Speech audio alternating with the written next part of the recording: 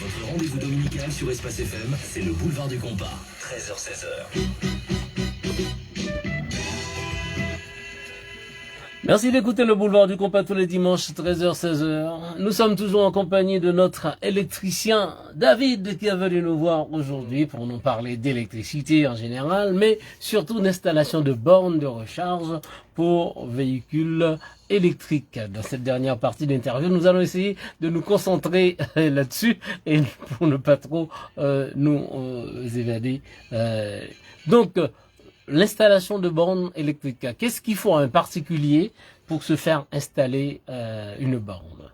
Alors, oui, c'est bon. Oui, c'est bon. Alors, qu'est-ce qu'il lui faut? Il lui faut juste un installateur qui s'y connaît. Ouais. Donc, C'est-à-dire la personne voilà. doit appeler David. La personne m'appelle aujourd'hui. T'as peur de dire que la personne doit appeler David. La personne t'appelle. Voilà. La personne m'appelle aujourd'hui. D'accord. Et elle me dit, j'ai un véhicule, bon je vais prendre un exemple, hein, j'ai une petite Zoé ou j'ai une petite 208 électrique. Non, Monsieur, la dernière R5. Bah, pourquoi pas, pourquoi pas, ou même une Bentley, peu importe. Donc du coup, on m'appelle, on me dit, bah écoutez, voilà, j'ai tel véhicule, qu'est-ce qu'il me faut pour pouvoir, enfin, je sais pas ce qu'il me faut pour pouvoir le faire. Ben, écoute, la première chose que je fais, ben, je dis, écoutez, donnez-moi surtout la capacité de votre véhicule et moi je vais pouvoir vous accompagner là-dessus. S'il faut me déplacer, je me déplace, je regarde déjà en amont déjà par rapport au véhicule que la personne est là. Petite question. Est-ce que il peut arriver que la capacité électrique de la maison ne permet pas pour installer une borne? En général, je vais dire à 90%, on est amené à changer son abonnement. Ah, d'accord. À 90%. Pourquoi? Parce qu'en fait... Ben, c'est important que les gens le sachent. Exactement. Ça, hein. Le véhicule en lui-même, déjà, utilise une capacité qui est quasiment la même chose que la maison. Ouais, d'accord. Donc, il faut carrément doubler. Exactement. Par exemple, il y a certaines personnes qui sont à 6 kg, qui sont amenées à passer à 11 kg. Ouais. Pratiquement le double. Exactement, voire même 12 kg. Par exemple, si on a deux véhicules et on veut absolument pouvoir charger deux véhicules en même temps. Deux véhicules en même temps. Donc ça demande encore une autre capacité et cette capacité en fait vient nous pousse en fait à changer notre abonnement.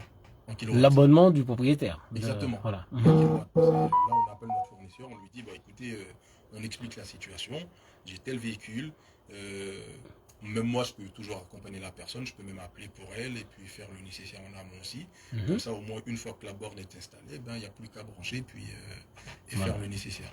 Voilà. Donc si la capacité en électricité de ma maison était suffisante, donc en te contactant, toi-même tu te charges avec le fournisseur électrique pour augmenter ma capacité afin de pouvoir installer la borne. Ça c'est important, ça. C'est important. Ça il faut surtout, parce qu'une fois j'ai installé une borne pour quelqu'un, c'est une petite anecdote. En amont, j'ai pas cessé de dire, vous avez quoi comme abonnement? Je ne sais pas, je ne sais pas, je ne sais pas. Vous avez quoi comme abonnement? Parce que moi je vous dis monsieur, j'arrive chez vous, je vous installe la borne, je vous garantis, je repars, vous branchez votre véhicule, vous n'aurez plus d'électricité. Parce que ça coupe en fait. Oui, tout à fait, tout à fait. Effectivement, j'ai été. La personne insiste pour que j'installe la borne en urgence, je lui dis, il faut faire ça en amont. Elle n'a pas voulu. J'ai dit, écoutez, il n'y a pas de problème. C'est votre responsabilité là. C'est vous qui voyez. J'y vais, j'installe la borne. 10 minutes après, on m'appelle. David. La borne ne fonctionne pas. Non, la borne fonctionne, mais là, j'ai plus d'électricité, donc il n'y a plus rien dans la maison qui fonctionne. Pourquoi? Ben, je vous avais dit en amont, il faut changer l'abonnement. Et donc, du coup, quand la personne, elle a accepté de m'écouter, j'ai fait quoi? Ben, j'étais sur place, on a appelé ensemble, et puis le fournisseur d'électricité est venu sur place. Ils ont changé l'abonnement, jusqu'à nos jours, on ne m'a plus jamais rappelé. Oh, super. C'est très important. Je veux dire, tout dépend de la voiture. Il y a une capacité définie. C'est ça. Donc, en fonction de... Parce que par exemple, il y a, si je prends un exemple d'un camion, et une voiture, une petite BMW X100, c'est jamais la même capacité. D'accord. C'est jamais la même chose. Donc, il faut surtout insister là-dessus pour connaître au moins la capacité de votre véhicule. Et les bornes aussi doivent correspondre à la Exactement. capacité de la C'est voiture. ça. Et aujourd'hui, par exemple, il y a des bornes on peut en trouver même à 2-3 kg, 7 kg, par exemple. Et aujourd'hui, surtout, comme je dis, il faut faire attention parce que quand on prend un véhicule, il ne suffit pas juste de prendre un véhicule électrique et dire je suis content, je suis bien. Il faut compter ce qu'on dépense pour le véhicule et ce qu'on va dépenser aussi après pour l'installation de la borne. Et ça va dépendre aussi de la superficie de votre terrain, de votre maison, c'est-à-dire de là où on va prendre l'électricité pour ramener à la borne. Pour faire le câblage et tout. Exactement, tout ce qui est câblage. Donc du coup, si la maison, parce que moi j'ai déjà vu des maisons où le terrain il fait au moins, je sais pas, 1 mètre carré de superficie. Entre le portail et la maison, parfois il y a une bonne distance. Donc si on veut installer par exemple cette borne-là auprès du portail, par rapport à la distance là où on doit aller chercher l'électricité, il faut tirer des câbles. Il faut tirer le câble. Et faire passer le câble, si c'est en souterrain, c'est un autre travail. Si c'est pas en souterrain, si c'est en apparent, c'est un autre travail. Donc tout ça, il faut pouvoir prendre ça en compte. C'est-à-dire l'installateur, par exemple, comme moi, je n'arrive pas, une chose que je ne fais pas, je ne vais pas chez les gens pour installer, juste pour installer. Je fais les choses dans la norme. Si c'est en souterrain, on va jusqu'à la profondeur nécessaire pour que ça soit en règle. Et c'est quelle profondeur normalement? C'est minimum 60 cm. Ah d'accord. Donc, si on creuse sur 2 mètres... Donc pour faire de l'enfouissement exactement, des câbles. Ça. Donc si c'est creusé pour 10 cm de longueur, ça va. Mais quand c'est sur 100 mètres, c'est autre chose. Et ça, il faut surtout le comprendre. Et surtout comprendre pourquoi et où on doit installer la borne en fait. On peut l'installer aussi dans son garage pour éviter d'aller trop loin. Et aussi, ça vous évite aussi de trop dépenser aussi. Donc, plus on va plus près, mieux on se porte en termes de finances. Mais est-ce que quand la borne est installée beaucoup plus loin, est-ce qu'il n'y a pas des perditions en termes de capacité?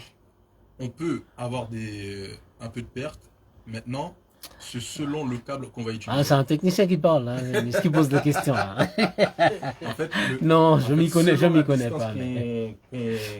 Qu'on veut atteindre, en fait, il faut faire un calcul par rapport au câble qu'on va utiliser en fait. C'est-à-dire, on ne prend pas juste un fil pour installer. Par exemple, je vais prendre un exemple. Si par exemple, j'installe un 32 ampères, par exemple. Un 32 ampères, il va me demander d'avoir un câble de 6 carrés. Oui, je comprends rien, mais c'est pas grave. Oui, c'est pour expliquer. Donc, si par exemple, je vais parcourir 100 mètres, il faut prendre en considération ces 100 mètres pour savoir est-ce que je passe du 6 à 10 ou du 4 à 6 en fonction de la section du câble. Donc, tout ça, il faut prendre ça en considération. C'est important. Je vous fais confiance. c'est pour reprendre les propos du client, Non mais c'est formidable tout ça, c'est formidable de savoir tout ça. Au jour d'aujourd'hui, les gens qui ont des voitures électriques, c'est plus des gens qui sont en appartement ou bien en maison individuelle? On a de tout, mais c'est vrai qu'on en a plus en maison privée. Parce que c'est beaucoup plus facile. Par exemple, je ne sais pas comment dire, mais en fait, quand c'est chez toi, c'est chez toi. Tu es libre de faire ce que tu veux en quelque sorte. Entre guillemets, je préfère dire ça quand même. Mais quand on est dans un immeuble, c'est beaucoup plus compliqué. Il faut comprendre aussi, là où on installe, si c'est que moi qui vais l'utiliser ou ce n'est pas que moi qui vais l'utiliser, il faut comprendre que si demain on descend, on se rend compte qu'on est rentré dedans, on l'a cassé cette borne. Donc c'est des frais. Donc c'est comme je disais aussi tout à l'heure, en général c'est le syndic qui le fait. Et il vaut mieux. Il vaut mieux. Après si on a un parking privé à nous-mêmes, là on peut toujours, voilà exactement, en mettant des sous-compteurs, ainsi de suite, il y a des choses que l'on peut faire avec tout ça aussi. C'est formidable tout ça. Est-ce qu'il y a quelque chose que tu voudrais ajouter pour ceux qui demain vont te contacter? Tout ce que je peux ajouter, c'est 06 63 06 19 15. Tu peux reprendre pour nous? 06 63 06 19 15. Ne vous inquiétez pas, vous n'aurez personne d'autre au téléphone pour le moment, ça sera que moi. Voilà. Donc ce que je dois dire aux auditeurs aussi, si jamais vous n'avez pas eu le temps de noter, le spot passe sur Espace. Donc 4D Ecolec, donc représenté par notre ami David ici sur le plateau. Donc n'hésitez pas, si vous avez une voiture électrique et que vous hésitiez encore à faire installer une borne électrique chez vous pour faire la recharge de votre voiture, eh bien, c'est maintenant ou jamais. Vous avez quelqu'un de confiance. Nous avons tenu à l'inviter justement pour vous dire qui il est. C'est vrai que souvent, il y a des publicités mensongères qui passent, même malheureusement, sur des radios. J'ai tenu moi personnellement à t'inviter pour que tu expliques aux gens comment les choses se passent et pour mettre les gens en confiance et que les gens puissent savoir à qui voilà, ils vont affaire. Je veux dire, t'es pas une grosse multinationale, t'es une petite entreprise. Je veux dire, la personne aura affaire directement avec toi et c'est toi qui vas faire l'installation. Donc je suppose que les auditeurs qui ont des voitures électriques ou bien qui vont s'en procurer dans les jours à venir, ah ben ces personnes, donc quel numéro de téléphone à appeler, tu peux le rappeler s'il te plaît? 06 63 06 19 15 David. Voilà, David. Donc l'entreprise c'est 4D Ecolec. 4D Ecolec. Une chose que je voudrais aussi préciser, pour ces gens-là en fait qui s'inquiètent, admettons, j'ai ma maison, ma borne elle est à l'extérieur. En fait, on a la capacité, le moyen de verrouiller la borne à distance ou même la déverrouiller. D'accord. Donc, n'importe qui ne pourra pas l'utiliser. Exactement. C'est pas, j'ai mis ma borne, j'ai peur que le voisin vienne se brancher. Donc, on a le moyen de verrouiller sa borne à distance et de la déverrouiller aussi à distance. Ça, il ne faut pas s'en inquiéter là-dessus. Voilà, donc j'espère que les auditeurs sont informés et que ces informations vont leur servir pour l'avenir et même pour maintenant.